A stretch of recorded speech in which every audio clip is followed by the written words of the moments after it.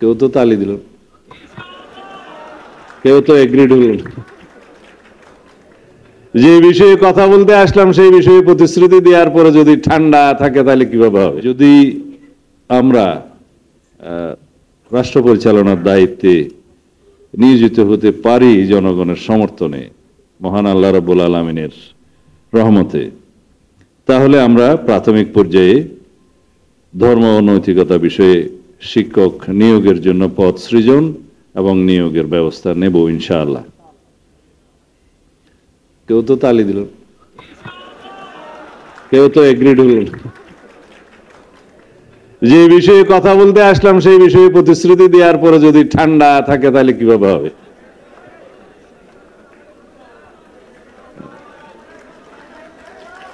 না,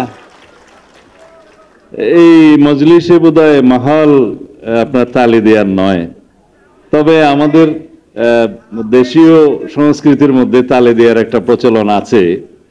পার্লামেন্টও আমরা টেবিল চাপড়িয়ে সেটা স্বাগতম জানাই, এটা হচ্ছে প্রচলিত রীতি। যাই হোক, আমি বুঝে নিয়েছি এখানে সবই হযরত উলামায়ে কেরাম, আমি হয়তো এখানে একমাত্র বাঙ্গাল, সেজন্য হইতে পারে। যাই হোক, নীতিগত কথা হচ্ছে যে এই জাতি ধর্মীয় এবং নৈতিক মূল্যবোধের উপরে দাঁড়িয়ে থাকে সেই জাতি কখনো পরাধীন থাকে না। যেই জাতি অধিকার করার জন্য, যেই জাতিকে অ্যাগ্রেশন করার জন্য, ইংরেজি শব্দগুলো সোজা, যে জাতির উপরে হেজিমনি ক্রিয়েট করার জন্য, মানে আধিপত্য বিস্তার করার জন্য প্রথমে তাকে নীতি নৈতিকতায়, শিক্ষায়, সংস্কৃতিতে আঘাত করতে হয়। সেটা আমরা আঘাতপ্রাপ্ত হয়েছি অতীতে। বিগত 15 বছরে আপনারা কয়েকটি সংগঠনের কথা বললেন, আমি উচ্চারণ করব না। তার মধ্য দিয়ে আমাদেরকে প্রাথমিক এবং হাই স্কুল লেভেলে বিভিন্নভাবে শিক্ষার্থীদের মধ্যে দূষণ ছড়ানো হয়েছে অপসংস্কৃতির, এবং বিভিন্নভাবে এটা ধর্মীয় আধিপত্য, সাংস্কৃতিক আধিপত্য বিস্তারের চেষ্টা করা হয়েছে যাতে জাতিকে গোড়া থেকেই ধ্বংস করে দেয়া যায়। তার বিপরীতে আমাদেরকে নৈতিক শিক্ষা, ধর্মীয় শিক্ষা, সামাজিক মূল্যবোধ এগুলো প্রতিষ্ঠা করতে হবে প্রাইমারি লেভেল থেকে সর্বপর্যায়ে। তাহলেই পরে আমরা জাতিগতভাবে শক্ত ভিত্তির উপরে, মূল্যবোধের ভিত্তির উপরে, ধর্মীয় মূল্যবোধের ভিত্তির উপরে, সামাজিক মূল্যবোধের ভিত্তির উপরে, পারিবারিক মূল্যবোধের ভিত্তির উপরে আমরা দাঁড়িয়ে থাকতে পারব। নীতি নৈতিকতাহীন অপসংস্কৃতিতে নিমজ্জিত কোনো জাতি ধ্বংস হতে বেশি সময় লাগে না। বলা হয়ে থাকে কোনো জাতিকে যদি ধ্বংস করতে হয়, অ্যাটম বোমার চাইতে বেশি কার্যকর হলো যে সেই দেশের শিক্ষা ব্যবস্থাকে ধ্বংস করতে হবে। সেই জায়গায় আমরা প্রায় বোধহয় আক্রমণের শিকার হয়েছিলাম, এখন আমাদেরকে উদ্ধার হতে হবে। এই যে আমার ছোট ভাই বলে গেছে যে জিপিএ 5+, এই আরো কি কি বলে, গোল্ডেন 5, এগুলো দিয়ে বলা হয় যে এক লাইন হয়তো সে বলতে পারে না, বলে যে তুমি জিপিএ 5 পেয়েছো, এটার ইংরেজি বলতে পারে না, বিশ্ববিদ্যালয়ে ভর্তি হতে পারে না। এইভাবে শতকরা হারে, গড়পড়তা হারে পাশ দেখিয়ে আমাদের শিক্ষা ব্যবস্থাতে একটা ধস নামিয়ে দিয়েছে। এখান থেকে আমাদের মুক্তি পেতে হবে।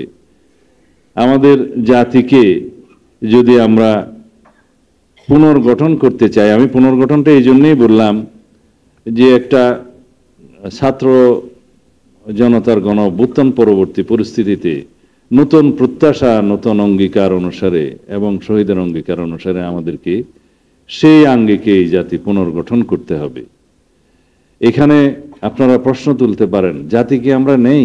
জাতি আমরা অবশ্যই আছি, কিন্তু জাতি যায় সংস্কারের মধ্য দিয়ে, নতুন চাহিদার মধ্য দিয়ে, নতুন প্রত্যাশার মধ্য দিয়ে।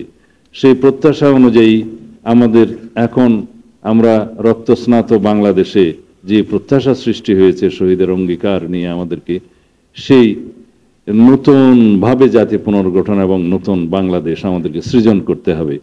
যেই বাংলাদেশে আমাদের প্রধানতম উদ্দেশ্য হবে সাম্য, মানবিক মর্যাদা, সামাজিক সুবিচার, ন্যায় বিচার প্রতিষ্ঠা করা। তাহলেই পরে আমরা আমাদের কাঙ্ক্ষিত সংস্কারকৃত রাষ্ট্রীয় গণতান্ত্রিক শক্তি ফিরে পাব এবং আমরা শক্তিশালী ন্যায় বিচার ভিত্তিক গণতান্ত্রিক রাষ্ট্র এবং সমাজ এবং সরকার ব্যবস্থা বিনির্মাণের জন্য সংকল্পবদ্ধ ইনশাআল্লাহ। যদি আমরা সবাই ঐক্যবদ্ধ থাকি তাহলে পতিত ফেসিবাদের কোনোদিন পুনর্জাগরণ হবে না। যদি আমরা ফেসিবাদ বিরোধী জাতীয় ঐক্যকে সমুন্নত রাখি ইনশাআল্লাহ বাংলাদেশে ফেসিবাদের কোনোদিন উৎপত্তি এবং উৎপাত দুটোটাই হবে না।